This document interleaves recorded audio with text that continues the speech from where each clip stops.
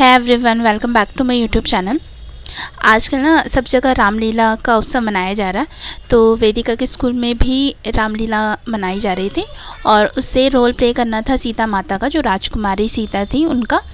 तो उसके लिए मुझे सबसे पहले चाहिए थी कॉस्ट्यूम, और मैं रेंट पे कॉस्ट्यूम लेने के लिए गई तो वहाँ पे ऑलमोस्ट ख़त्म हो चुकी थी। यहाँ तक कि ज्वेलरी भी ख़त्म थी। उन्होंने कहा कि सिर्फ एक कान के कुंडल मिल सकते हो और कुछ नहीं। तो कुछ टाइम पहले मैंने उसकी ईयर पायर्सिंग करवाई थी, लेकिन उसके कान बंद हो गए क्योंकि मैंने कुंडल उसके कान से निकाल दिए थे। और बच्चों की लेयर जो है ना वो बहुत जल्दी फिल हो जाती है, तो उसके कान भी नहीं छिदे हुए थे। तो मुझे कान के कुंडल मिले तो मैंने वो ले लिए। अब मेरे पास टास्क था कि मुझे उसकी जो कॉस्ट्यूम है वो प्रिपेयर करने थे। तो कॉस्ट्यूम प्रिपेयर करने के लिए मुझे चाहिए था सबसे पहले कपड़ा। वो कपड़ा मुझे मिल गया था मेरी ननद के पास से, और उसके अंदर का अस्तर भी। तो अब थी कॉस्ट्यूम को सिलने की बारी। मैं गई टेलर के पास में और उनको मैंने बताया कि ऐसे राजकुमारी सीता के जो है कॉस्ट्यूम वो प्रिपेयर करनी है, और मतलब मुझे एक ही दिन में चाहिए। तो उन्होंने मुझे साफ़ मना कर दिया। उन्होंने कहा कि मैं आपको एक दिन में नहीं दे सकता, मेरे पास में करवा चौथ के बहुत सारे कपड़े पड़े हुए हैं। सेकेंड ऑप्शन फिर मैं गई, जो ऑल्टर के लिए छोटे छोटे टेलर बैठे हुए होते ना मशीन लेके, उनके पास में गई। तो उनको मैंने बोला कि आप मुझे सिल के दे दोगे? तो उन्होंने कहा कि हाँ हम सिल के दे देंगे, 800 रुपये लगेंगे। तो मैंने कहा 800 रुपये मैं एक ड्रेस सिलवाने की दूँ, वो भी बच्चे के? तो मैंने उनको कहा कि चलो रहने दो आप, मैं आपको ना कच्चा करके दे दूँगी और आप मुझे उसमें सिर्फ सिलाई लगा के दे देना, क्योंकि मेरे पास में मशीन नहीं है। उसकी भी उन्होंने कहा कि मैं 350 रुपये लूँगा। 350 मतलब 200 रुपये ब्लाउज़ के और 150 रुपये मैं स्कर्ट को तैयार करके दूँगा। तो मैंने कहा जब मैं 350 रुपये इनको दूँ, वो भी मैं कच्चा करके, तो फिर इससे अच्छा मैं खुद ही क्यों ना बना लूँ। तो मैंने कमर कसी और डिसाइड कर लिया था कि मैं अब इसको खुद ही तैयार करूँगी, क्योंकि मैंने पहले भी जब वेदिका को देवकी बनाया था तो देवकी मैया के लिए अभी कॉस्ट्यूम मैंने घर पे ही तैयार की थी। उस टाइम पे मुझे ऐसी कुछ इशू हो गया था। तो मैं उन लोगों में से हूँ जिन्हें सिलाई का सी भी नहीं आता। अगर आप मुझे कहें कि एक सूट तैयार कर दो, कट करो उसको प्रॉपर मेजर लेकर, तो मैं नहीं कर सकती हूँ। हाँ मुझे मशीन चलानी आती है, मैं सूट की फ़िटिंग भी कर देती हूँ, लेकिन अगर कपड़े को कट करना है वो भी सीधा, और अगर नेक बनाना है गोल, तो वो मेरे लिए मतलब मेरे समझ के बाहर है। तो सबसे पहले ये जो अस्तर का कपड़ा है ना वो मैंने लिया। ये एक्चुअली अस्तर का कपड़ा नहीं था, ये भी ऐसे ही कोई सूट वूट का कपड़ा था जिसको मैंने अस्तर के लिए यूज़ किया था। तो मैंने सबसे पहले इसकी हाइट और इसकी विड्थ जो थी वो नापी, वो कितनी है। तो मैंने एक वीडियो देखा था जिसमें उन्होंने कहा था कि 2 चीज़ें लेके चलनी है, एक तो घेर और एक हाइट। तो वेदिका का घेर था 26, तो मैं लेके चली थी 28, क्योंकि मोड़ना भी था और मेरे से कहीं कपड़ा अगर टेढ़ा वेढ़ा चला जाए तो उसको सीधा करने के लिए भी मैंने 2 इंच एक्स्ट्रा रखा। और उसकी हाइट है 25 स्कर्ट की, तो मैं 28 लेके चली थी क्योंकि मुझे ऊपर से फोल्ड भी करना था। तो सबसे पहले मैंने ये जो कपड़ा था ना इसको प्रेस किया, क्योंकि ये मेरे से सीधा बैठ ही नहीं रहा था। फ़ैन ऑन था तो ये बहुत ज़्यादा उड़ रहा था। तो सबसे पहले मैंने फ़ैन को ऑफ़ किया, और फ़ैन ऑफ़ करने के बाद में ना मैंने ये जो कपड़ा एकदम मतलब चौड़ाई में खुला हुआ था उसको 1 फोल्ड किया। तो मैं स्टेप बाय स्टेप चली, बहुत ही धीरे और एकदम इत्मीनान से मैंने काम किया।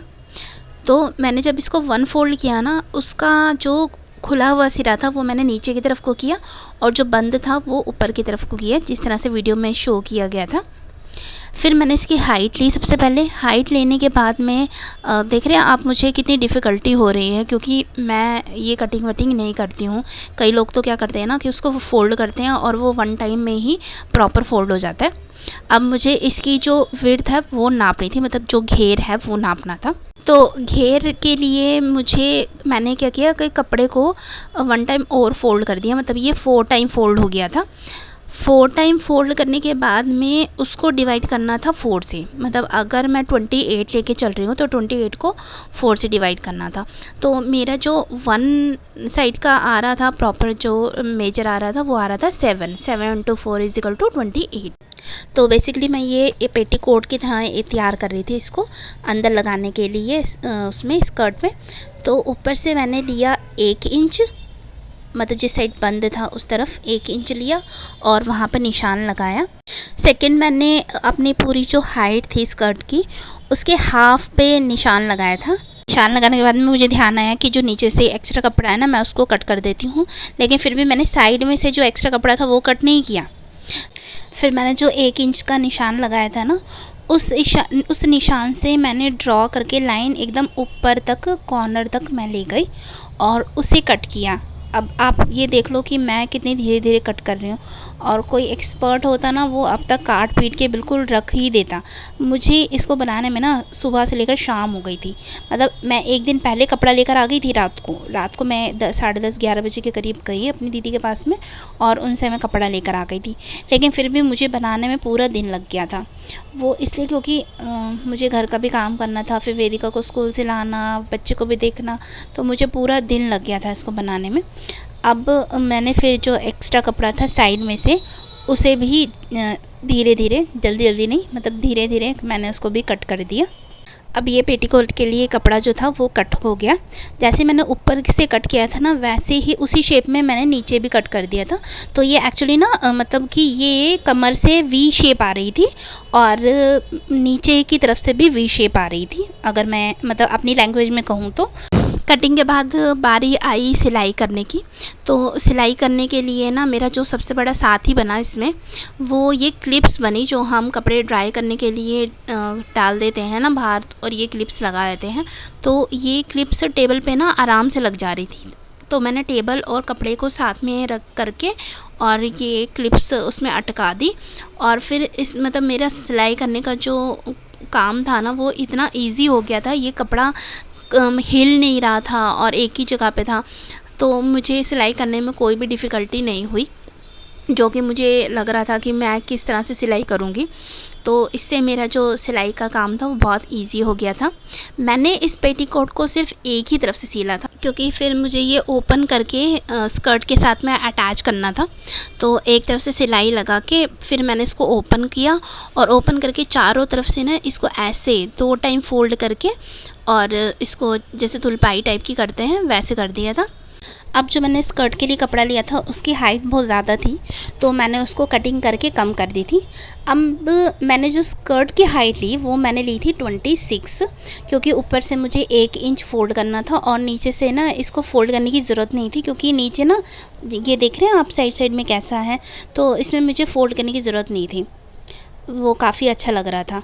अब मैंने मेजर की जो कपड़े की विड्थ, जो चौड़ाई थी वो, तो मेरा पूरा का पूरा जो इंच टेप था वो पूरा ख़त्म हो गया था, मतलब 60 इंच हो गया था।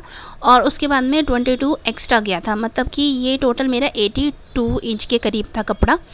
अब अगर मैं आगे से 26 घेर छोड़ देती हूँ, उसके बाद मुझे प्लेट्स लगानी थी, फिर मुझे स्कर्ट को फ़ोल्ड करके उसमें सिलाई लगानी थी। तो मैंने आगे से 26, मैंने सोचा चलो आगे से 26 छोड़ देती हूँ और पीछे से 2 इंच का और छोड़ देती हूँ, ताकि मैं उसमें सिलाई लगा सकूँ। अब मुझे निकालनी थी प्लेट्स। तो पहले मैंने जो प्लेट्स निकाली वो निकाली थी मैंने 5-5 इंच की। तो 5-5 इंच की 10 प्लेट निकल गई थी। उसके बाद भी मेरे पास में कपड़ा बचा ही हुआ था, मतलब 54 के अप्रॉक्स हो रहा था मेरा घेर, और पीछे 2 इंच का छोड़ने के बाद में। तो मैंने फिर डिसाइड किया कि मैं 5-5 की जगह 6-6 इंच की प्लेट निकालती हूँ। तो मैंने फिर 6-6 इंच की प्लेट्स निकाली, और प्लेट्स को सेट करने के लिए मैं उसमें प्रेस करती गई, ताकि मेरी जो प्लेट्स हैं वो सेट हो जाएं, क्योंकि ये कपड़ा ना बहुत ज़्यादा फिसलने में लगा हुआ था टेबल पे, तो मुझे बहुत ज़्यादा डिफ़िकल्टी आ रही थी। जैसे तैसे करके मैंने इसमें प्लेट्स निकाली, तो प्लेट्स हो गई थी फिक्स, और उसमें फिर मैंने पिन लगाई और ऊपर से एक बारी प्रेस मार दी, ताकि ये प्लेट्स जो हैं वो हिले ना। उसके बाद में मेरा सिर्फ एक ही काम रह गया था, चारों तरफ से इसको सिलाई लगानी थी, अंदर से पेटीकोट जो था वो अटैच करना था। जो भी डिफ़िकल्ट टास्क था वो मैं कंप्लीट कर चुकी थी प्लेट्स लगाने का। उसके बाद मैंने इसको चारों तरफ से कच्चा किया। कच्चा करने के बाद में इसमें सिलाई करनी, मतलब हाथ से जो मुझे सिलाई करनी थी वो बहुत ही ईजी हो गई थी। तो मैंने इसको चारों तरफ से फिर सील के, मतलब एकदम पक्की सिलाई लगा दी थी, और ऊपर से भी मैंने 1 इंच फ़ोल्ड करके और इसमें सिलाई लगा दी थी ये नाड़ा डालने के लिए। पिछली बार मैंने जब देवकी की ड्रेस बनाई थी तो उसमें मैंने लास्टिक लगाया था, और लास्टिक ना थोड़ा सा ना आगे जी की प्लेट्स जो थी वो नीचे नीचे की तरफ खिसक रही थी, तो लास्टिक नीचे की तरफ को आ रहा था।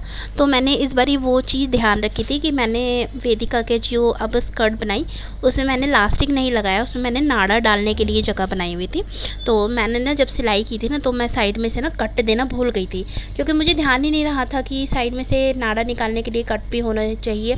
तो फिर मैंने बाद में उसमें ना कैंची से कट करके और उसमें नाड़े के लिए जगह बना दी। अब उसकी प्लेट्स सेट रहें उसके लिए मैंने क्या किया, ऊपर की एक प्लेट को छोड़ दिया और अंदर की जितनी भी प्लेट्स थी उसमें पिन लगा के मैंने उसमें पक्की सिलाई कर दी। मतलब देख रहे हैं ना आप, जहाँ तक पिन लगी हुई है वहाँ तक मैंने सिलाई कर दी, पक्की सिलाई कर दी, ताकि अगर मुझे बाद में भी यूज़ करनी हो ये स्कर्ट तो उसमें प्लेट्स इधर उधर ना जाए, एज़ इट इज़ रहें। तो ये काम करने के बाद में मैंने ऊपर की प्लेट में अंदर की तरफ को भी एक टाँका लगा दिया था, ताकि ऊपर की जो प्लेट है वो भी मतलब इधर उधर ना खिसके। तो अब ये मेरी स्कर्ट पूरी तरह से तैयार हो गई है। अब इसके बाद मुझे बनाना था टॉप, लेकिन इसे ही बनाते बनाते मेरे को 10:30 हो गए थे रात के। टॉप बनाने के लिए मुझे वेदिका की एक शर्ट मिल गई थी पिंक कलर की। मैंने सोचा कि इसी को, इसका जो नेक है वो कट करके, हाथ कट करके, पॉकेट निकाल के और मैं इसी को तैयार कर दूंगी। मतलब ऊपर से सिर्फ कपड़ा ही लगाना रह जाएगा और क्या होगा, उसमें सिलाई लगानी। लेकिन ये जो बदमाश आप सामने देख रहे हैं ना, इस बदमाश ने मुझे इतना परेशान कर दिया था और मुझे इसको सुलाना भी था। तो जल्दी जल्दी से मैंने ना इसके ऊपर कपड़ा लगाया और कपड़ा लगा के सिलाई लगा दी। तो हुआ यूँ कि इसका जो नेक था वो छोटा हो गया था। मतलब इसके मैंने काफ़ी कोशिश की विद वेदिका के गले में डालने की, लेकिन वो डाला ही नहीं। फिर एकदम से मेरे माइंड में क्लिक हुआ कि मेरे पास ना एक पिंक कलर का टॉप पड़ा हुआ है, तो मैं एक बारी उसको यूज़ करके देखती हूँ, उसको लगा के देखती हूँ कि वो मैच करता है कि नहीं करता। और देखो ये थोड़ा शाइनी शाइनी भी है, तो मुझे लगा कि हाँ ये मैच कर जाएगा। तो मैंने स्कर्ट को बिछाया और स्कर्ट के ऊपर ये लगा के देखा, तो ये मतलब काफ़ी मैच हो रहा था। और फिर मैंने सोचा कि यार अभी तो इसके ऊपर चुन्नी भी आ जाएगी, तो जब चुन्नी आ जाएगी तो टॉप तो नज़र ही नहीं आएगा। तो ये मैच काफ़ी अच्छा लगा मुझे। आपको ये कॉस्ट्यूम कैसी लगी बताइए ज़रूर, और वीडियो को लाइक और शेयर ज़रूर कीजिएगा और चैनल को सब्सक्राइब ज़रूर कीजिएगा। सीता जी का जो लुक है वो मैं आपको नेक्स्ट वीडियो में दिखा दूँगी। Thank you, bye bye.